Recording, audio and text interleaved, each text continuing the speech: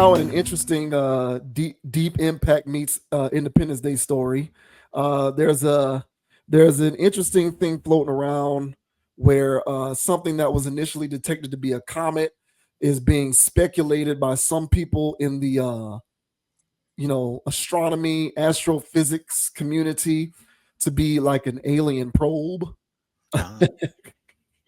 Uh, Apparently, that's what it's being suspected that this comet could actually be an alien probe. Yes, folks, that's really being discussed um, in the ivory tower of astro science and astrophysics. So this says rare interstellar object the size of Manhattan could be an alien probe. Harvard scientists.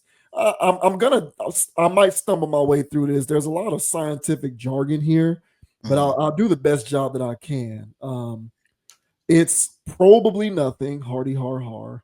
Uh, The newly discovered Manhattan-sized interstellar object zooming through our solar system has been identified as a comet. But two Harvard scientists argue there is a reason to believe it's really an alien probe. NASA discovered 31 Atlas on July 1st, speeding through the inner solar system at 140,000 miles per hour, according to observations from the Atlas telescope in Chile, with experts clueless as to where it originated.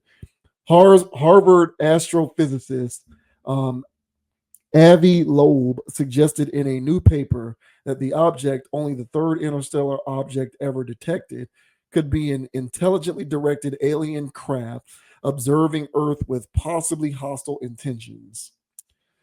The hypothesis in question is that 31 Atlas is a technological artifact and furthermore has active intelligence. If this is the case, then two possibilities follow. First, that its intentions are entirely benign, and second, they are malign. The paper presented several anomalous characteristics of the object, which could indicate that it is not a comet at all, but instead a directed craft. One of the most puzzling observations is that the object has significant non gravitational acceleration whilst having now cometary outgassing. Loeb writes that 31 Atlas approaches surprisingly close to Venus, Mars, and Jupiter with a probability of 0.005%, less than 0.005%. 31 Atlas's low retrograde tilt would seemingly allow it to access our planet with relative impunity.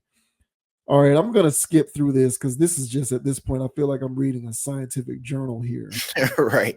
Um, Loeb suggests that the tilt and pathway would allow the intelligent life on the object to gather astrometric measurements to determine the orbits and masses of the solar system planets, allowing it to prepare an optimal approach strategy to the solar system. The paper, presented in part as a pedagogical experiment, embraces the dark forces hypothesis regarding alien life, which assumes that other intelligent life would likely view Earthlings as a threat to be snuffed out. Uh, Hysterical. so, what say you, man? Is this Independence Day before? Is this? Are we on the route to Independence Day here? I'm sorry. I don't think so. Um, yeah, this has happened pretty fast. Um, that first report came out, about this interstellar object, the beginning of this month, beginning of it, and then towards the end of it, now we're hearing. So it's only a month span. Now we're hearing from Harvard professors that, well, it could be what's the hostile. Now here's my thing. And who's gonna argue with a Harvard professor? Right. You know what I'm saying? So listen, man. I'm not buying it. I'm not buying it. They said it's gonna be here around November-ish. Look, dude. Um, how do you know it's hostile? That's my first question. They say it can be one or two things. And it's like, yeah, it could be. And so why land on hostile? What that? And I think I saw somewhere where they said that part of the reasons that tipped them off that it was hostile was that that last image you showed where it was like multicolored and stuff, and it was like, yeah, that's definitely hostile alien stuff. It's like, what do you know? You have empirical data on this? Or how much research have you done in hostile alien takeovers? Which what leads you to believe that this is the one to do it? Yeah, I can't go for it. I think what, and I'm tinfoil hat man. Uh, I have I have my own merch section where I sell my own personal tinfoil hats. All right, so I have a business in it, and I'm not buying this one though. It's it's tough to sell me on anything aliens, to be honest with you. Yeah, it's tough. It's tough to sell it to me. And I think I broke this down before, but I'll say this again. There, the lore around aliens happened at a time where technology wasn't really that fancy. Um, in comparison, so I'm talking about, from the 60s on to the 90s, where it was very popular. I mean, I'll be watching Unsolved Mysteries or anything else, and there was always alien abductions. Discovery Channel. It was like a whole show about these people getting abducted by aliens and how far advanced these creatures were. Like, they didn't have to talk; they used telepathy. They had these kinds of devices, those kind of devices. And I'm sitting there as a young man watching, like, whoa, aliens so advanced. Now that we have smartphones, AIs, and all these other things, we see what technology could be. And if these creatures are hundreds or thousands of years more advanced than us, why would they be doing some of the stuff that they were reporting in the 90s? I mean, they still had they still had boards and stuff where they were, moving it like a music engineer and stuff, and pressing this button. You don't need to press anything if you're telepathic. You could just open a door. You could just do this. Why probe people? I saw one thing. Because I was watching a documentary about the first abduction case, Betty and Barney Hill. It's a documentary about it, and the reason why I found it intriguing and I actually looked at it is because Obama's production company did it. So I was like, oh, they did it. I want to watch this. So I'm watching this, and they're describing stuff that's going on. Now, this is in the 60s. Okay, so this happened in the 60s. So that's what 60 years ago. They're thousands of years ahead of us. They're doing stuff like getting sperm samples from him. How do you do that? How would they do? What's going on here? And I also know, and I make jokes about it, but those things I used to watch because it freaked me out. The ones on Discovery Channel and stuff, because it was always getting anally probed. And so it was like, and it was always doing stuff sexual to them.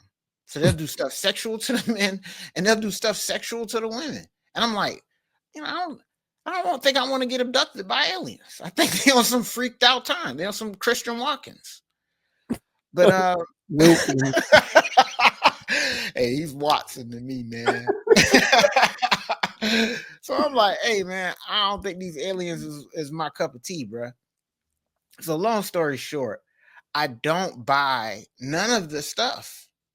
Now that we see what technology, to me, is reminiscent of, and I'm going there because whatever, but it's reminiscent to moon landing stuff.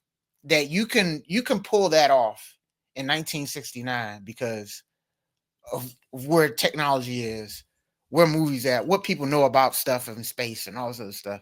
You can pull that off, but you can't pull off that level of deception at this point. You're not going to get away with it. People know too much. So the same thing when you look at those old footage of old accounts of alien stuff. I mean, they were still doing stuff that, the aliens were still doing things that it makes sense that a 90s alien account would do because they had like 90s technology. They didn't have technology thousands of years in advance. So all that stuff to say is that I believe that there's these narratives going around. To me, it's fan fiction that people want to see happen so much. And now a Harvard professor gave people more ammunition to sit there and believe in these narratives and these talking points, which are honestly, to me, distractions, grandiose distractions of something else that could be going on. But me personally, I don't think they're aliens. If they were aliens, how the hell would you know that they're hostile? To me, it's a whole bunch of fear mongering, if you ask me. But what are your thoughts, bro, on the Harvard professor saying that this is not just some typical, even though interstellar objects aren't typical, but your typical comet situation is actually a mothership that's hostile towards Earthlings. What are your thoughts, bro? For all the reasons that you just stated, those are the reasons why I was always skeptical of things like Bigfoot and the Loch Ness monster, Mm-hmm. because I just kind of feel like the Earth, sure, is a big place, Yeah, it but is. at this point, it can't be so big that despite all of this advanced technology, hundreds of thousands of millions of years later, ain't nobody seen nothing. Right, You know what I'm saying? I feel like at some point somebody should have seen something. Like right, it's only so many places it can be hiding. right, Like why haven't we seen Bigfoot yet? Where is right, it? right, Where is Sasquatch? Where's the Loch Ness monster? Where's Chupacabra? Like right. why have we not seen them yet? Like we have we have devices that can be controlled via a remote control that can fly halfway around the world in hours and shoot a missile into a targeted room. Mm-hmm. And there's a camera on that missile. So when you fire the missile, you see the trajectory of the missile and where it's supposed to go so that you can know it hit its target. Mm-hmm. If we have stuff like that, we Right. don't have a piece of technology that can find Bigfoot. I feel like we would have seen Bigfoot by now. You We would think? have we would have seen the Loch Ness monster by now. And So I've Loch Ness don't even get that much steam nowadays. Yeah, it's only Bigfoot, but you're right. We would have seen these things. where is it? Like, there's only so many lakes it can be hiding in. So it can just be hiding in this lake for all these years and ain't nobody seen nothing. Oh man. So I never bought into these mystical creatures that supposedly are running around on Earth but can stay hidden. I don't get it. Mm-hmm. And with from that standpoint, I hear your point with the alien thing. I do believe that there is. I think the universe is too big for this planet to be the only one that has intelligent life. But I also think that intelligent life on other planets isn't preoccupied with this planet. So I kind of feel like if there is intelligent life on some distant planet in some distant galaxy somewhere, they aren't trying to figure out how to get here. They're trying to figure out how to keep their planet going and Right. whatever else is whatever, however that works. So I just kind of feel like this idea of alien invasion or alien visitors who show up and then disappear and no one's ever seen anything, I don't buy into that because what data are they collecting? Like, what's the purpose of that? I don't understand all of that, but I'm not going to dismiss the idea that there could be intelligent life somewhere. But I think that in all likelihood, they're probably they're probably exploring their own unoccupied galaxy and are otherwise, staying to their own devices. Mm-hmm. So this whole idea with, aliens and whether they're hostile or not, I hear what you're saying about media and propaganda. You can also throw shows like the X Files into this. Of course. The X Files was real big in the 90s, and there was an overarching theme throughout the entire show about the government involved in the conspiracy to conceal the existence of aliens and extraterrestrials. Mm-hmm. So shows like that fan the flames of this, curiosity around aliens and this idea that if they do exist, they must therefore by default be hostile. Correct. Um, no one knows that for a fact. I only think that these narratives play themselves out for two reasons. One, because of the media, because of shows and entertainment, you know, things like X Files and Battlefield Earth and not Battlefield Earth, Battle Los Angeles, whatever the name of that bad movie is, where aliens showed up and started blowing shit up. Independence Day, stuff like that, War of the Worlds. So Mhm. we've seen so many of these movies. It's like, damn, man. So that's one thing, the media and the entertainment. But also, I really do feel like on a certain level, there's people who want that to happen. Oh They yeah, want aliens to come here and start tearing shit up. yeah. It's like storm chasers or people who get off on hurricanes. Like the devastation that a hurricane can cause isn't anything to like. You shouldn't be wanting to experience a hurricane. Is my point. Mhm. Mhm. But you have people out there who just get off on the destruction, who Mhm. just get off on the idea of a hurricane coming. It gives them some kind of an excitement, and I feel like for certain people, aliens is that for them, where they Yes. kind of wanted to see it happen out of Mhm. some morbid curiosity to see what can play out. Mhm. So I kind of feel like that's where it comes from. But like a lot of this stuff, I kind of feel like if it were true, when it does happen, you'd wish that it wasn't true. I agree, and I think it's also to touch on what you were saying right there, where people want to see it happen.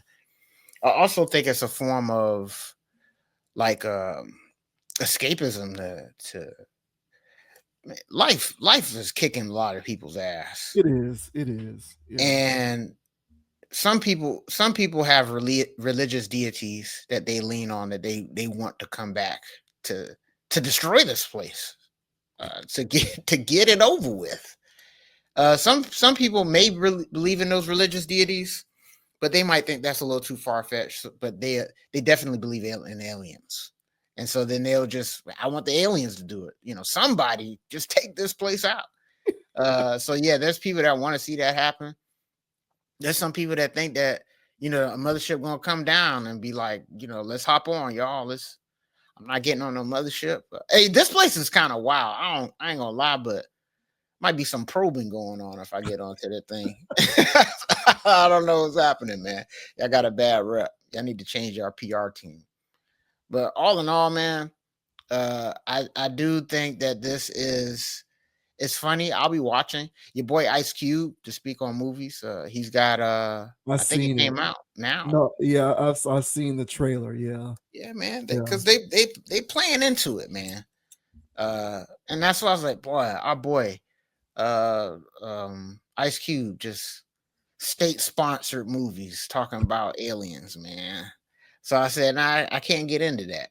So, but yeah, they love talking up aliens.